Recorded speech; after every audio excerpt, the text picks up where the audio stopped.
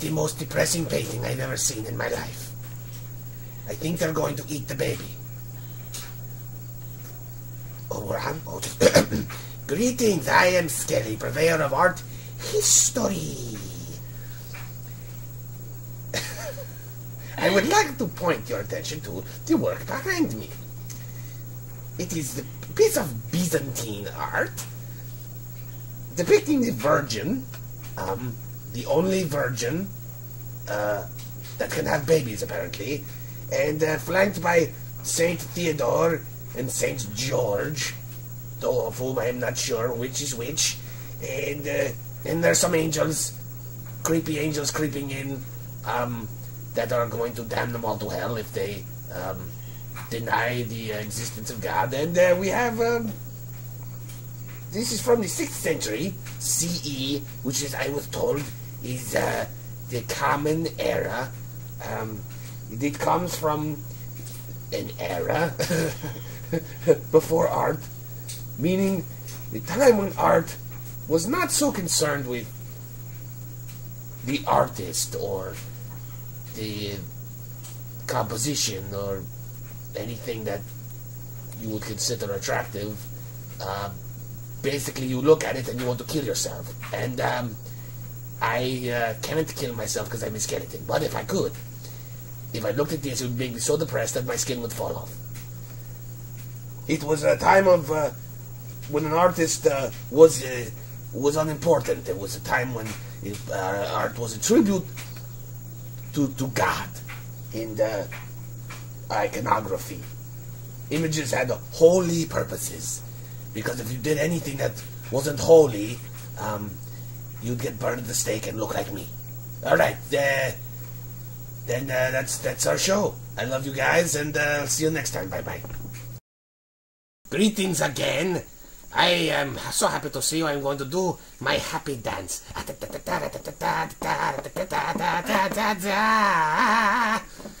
This piece is called Primavera, which means spring. It is by the famous artist Botticelli. He was an Italian Renaissance painter, so now I will do an Italian accent for the rest of this little display. Here we have Venus, and we have 2 hot chicks, and we have a sexy man with his nipple, there it is, and we have this chick getting kidnapped by, who's this guy? Do you know? Production assistant, who is this guy? Huh? But you know who this is. This is Venus. She is the goddess of beauty and love and all of that sexy stuff. And this is an angel who is most likely going to urinate on her. This is one of her handmaidens. And these are just the hot chicks, because Botticelli is a good guy and he knows you got to look at the hot chicks. So anyway, moving on. He was the first painter since antiquity to paint mythological pieces on a larger scale. This painting dates to around 1482, before the Renaissance period. As we discussed prior, art was made in tribute to God. Oh God, I am going to paint for you. Please don't strike me down with your lightning bolts. And he says, and God was pleased. And on the 6th day, he rested. And so anyway, this piece dates to 1482, which is 10 years before Columbus came to destroy the New World and start slavery. And before the Renaissance period, we discussed prior to, art was made in tribute to God. God. These artists of iconic images were unknown or unimportant. At this point, the artists began to be recognized, and art was identified with those who created it. As you may notice, this piece is very realistic. Is that right? No one looks like that. But anyway, and tells a story. It has an awareness of cultural history, something that art evolves out of later. And I guess that's it. Thank you for coming, and I'll do my happy dance again.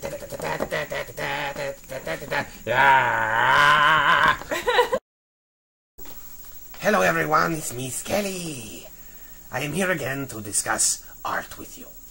And what we have here behind me is a piece called Blobs of Crap, and by Wassily Kandinsky. Composition 6.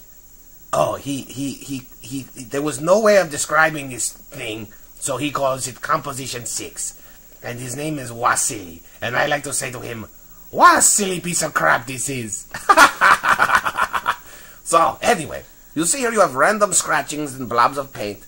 And he is quoted in saying, I played tricks and blobs of color, and I made them sing, and with all the intensity I could. Which basically means that he squirted paint and scratched it with a paintbrush, and it looks like the bottom of a freshman's toilet after a weekend of partying. That's what it looks like to me. Now, that's subjectivity. Art is subjective. You know this. So, anyway, this is modern art, which means it's crap. But, you know, there are modern artists who took a little more time than vomiting on the page and making us all depressed.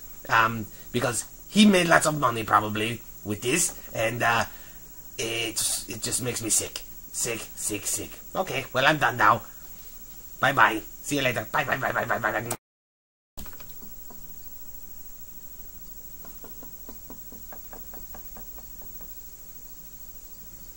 Oh, hello, Skelly. Oh, hello, Hamona. How are you? I am great. Good. What are you painting? Oh, it's a roll of duct tape. It looks like an anus.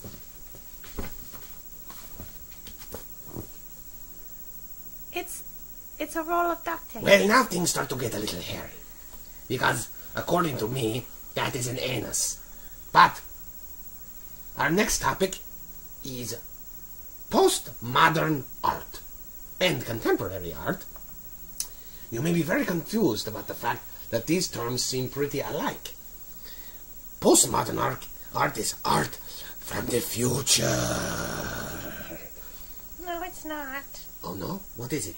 No, it's when we appropriate. What does that mean? It means to take something that is familiar and present it in a new way. What are you doing? Oh, what? Oh, I thought I was back in the coffin because I was so bored by the things that you were saying.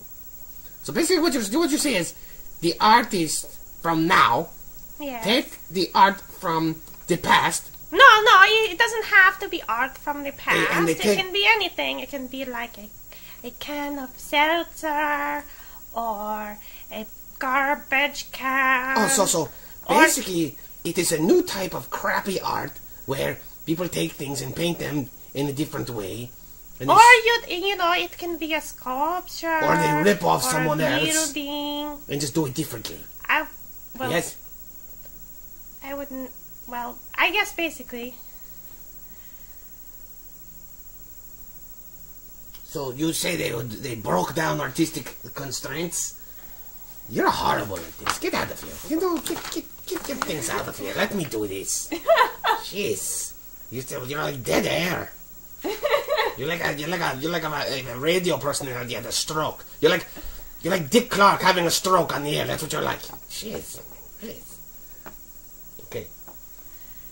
Postmodern is appropriated images consisted of art at the service of something else, which basically means I don't know. But you figure it out. You're art students. Hello again, everyone. This will be our final discussion of art. We have come to the end of the road, and I will miss you all so much. But we are here to discuss contemporary art. You see, contemporary art implies art that is happening right now. For instance, I have created an art installation called Pig in a Blanket with my friend Hamona here. I think she is dead. Shut up! She would be here for people to view outside of the museum environment. It is the latest evolution in art, and many times it breaks down the traditional museum structure. Usually we go to a museum, look at some crappy pictures or sculptures. But now, people can do crappy art all over the place. I once was in Central Park, and this idiot put up sheets all over the place, and everyone walked through and said, "Oh, look, sheets! This guy's great. and I said, I'm going to wipe my bony ass with these shits. This is the stupidest thing I've ever seen. Anyway, there are good art installations out there. I think that guy Goldsworthy does some pretty good stuff, and there's some good stuff at the Storm King there. There's also some really crappy stuff, but you know, it's subjective. As I always said, it's subjective. Art is one man's garbage is another man's gold. So, as I was saying, contemporary art has changed the way we interact with art in a museum environment. It is where art is at now, and it is often engaging and conceptual.